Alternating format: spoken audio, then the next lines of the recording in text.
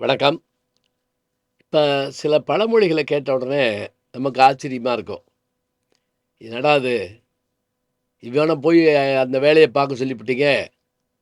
ஒட்டக்கூத்தன் ரெட்டை தாப்பா போட்ட மாரி, போன வேலையே முடியாம போச்சு பாரு! அப்படின்னு பேசுறத நான் கேள்விப்பட்டுருக்கேன். அதென்ன ஒட்டக்கூத்தன் பாட்டுக்கு ரெட்டை தாப்பா? முதல்ல ஒட்டக்கூத்தர் யாரு? தெரியணும். தாழ்ப்பாள்னா என்ன? முதல்ல தெரியணும். சாவியே தெரியாதுங்க. தாழ்ப்பாள் திறக்கும் திறவுகோல். இப்ப அதுவும் தெரியாது. இப்ப பூரா டிஜிட்டல். கார்ட வச்சா கதவு திறக்குது. நம்பர் போட்டா கதவு திறக்குது.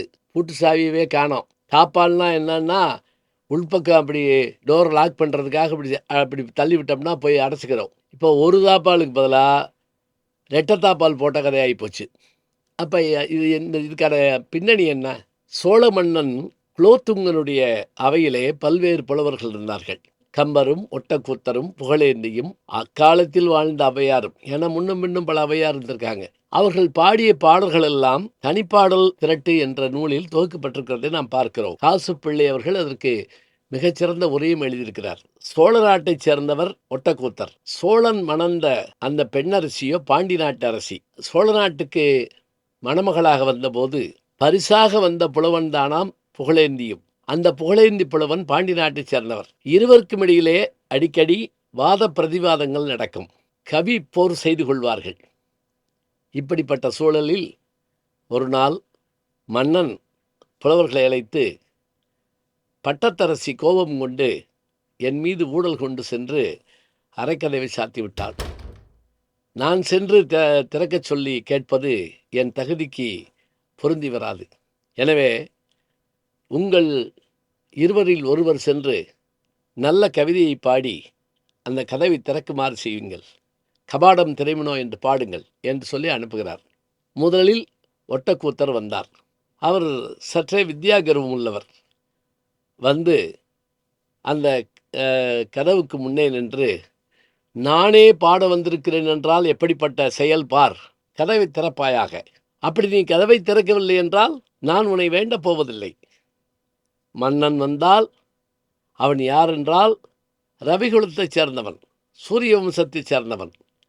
அவன் வந்து கதவில் கை வைத்தால் உடனே அவன் சூரிய வம்சத்தைச் சார்ந்தவன். உன்னுடைய கைகளோ தாமரை மலர் போன்றவை. அதனால் தாழ்ப்பாளை உடனே நீக்கிவிடப் போகிறாய். இதற்கு எதற்கு பாட்டு என்பதைப் போல அவர் பாடிவிட்டார். நானே உன்னை வேண்டுவதில்லை, நளின மலர் தேனே கபாடம் திறந்திடுவாய். திறவாவிடிலோ வானேர் அணைய இரவி குலாதிபன் வாயில் வந்தால் தானே திறக்கும் நின் கையிதழாகிய தாமரையே. அரசி அறிவாளி, தமிழறிந்தவள். அதோடு மட்டுமில்லை, பாடலின் உட்பொருளும் தெரியும் அவளுக்கு. அவள் கோபத்தில் நானே வந்து உன்னை பாடுவதா என்பதைப் போல இருக்கிறதே, இதென்ன ஆணவ பேச்சு என்று நினைத்து சடார் என்று ரெட்டை தாப்பாளை போட்டாளாம். 2வது தாப்பாளையும். என்ன செய்வது என்று இவர் திகைத்து போது இந்த செய்தி மன்னனுக்கு போக, மன்னன் புகழேந்தி அனுப்பினார். புகழேந்தி புலவர் போனார். புகழேந்தி புலவர் மீது எப்போதும் சோழ அரசிக்கு ஒரு அன்பு உண்டு. ஏனென்றால் அவர் பாண்டி நாட்டைச் சேர்ந்தவர் என்கின்ற அந்த பாசம். இப்போது புகழேந்தி புலவர் எப்படி பாடுகின்றார்? அதுதான் சிறப்பு.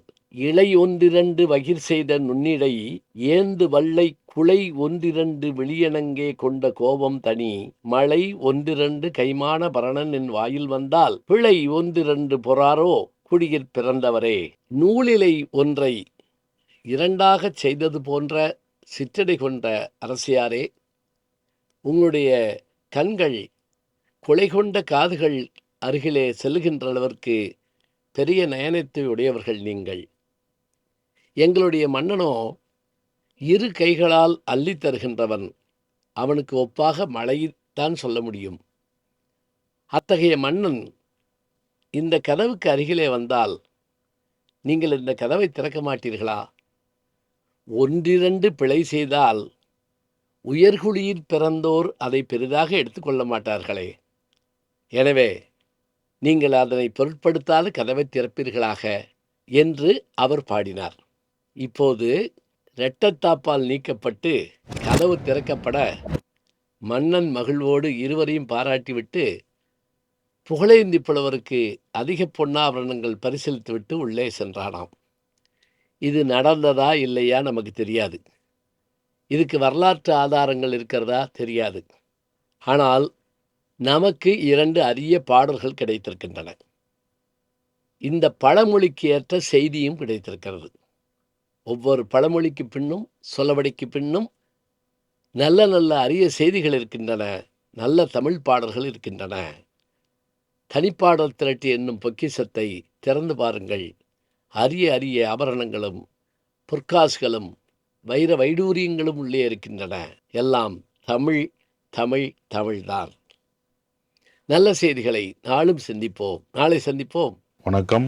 ஜி ஞானசம்பந்தன் யூடியூப் சேனல் பாருங்க. உங்களை தேடியே உங்க வீட்டுக்கு வருது. கேட்காம ஒரு விஷயம் உங்களை தேடி வருது பாருங்க, அதை பிடிச்சி வச்சுக்கோங்க. நம்முடைய ஜி ஞானசம்பந்தன் யூடியூப் சேனலை தொடர்ந்து எக்ஸலம், இன்ஸ்டாகிராம், ஃபேஸ்புக், வாட்ஸ்அப் என்று அனைத்து தளங்களிலும் நாம் இயங்கிக் கொண்டிருக்கின்றோம். நீங்களும் எங்களோடு வாருங்கள்.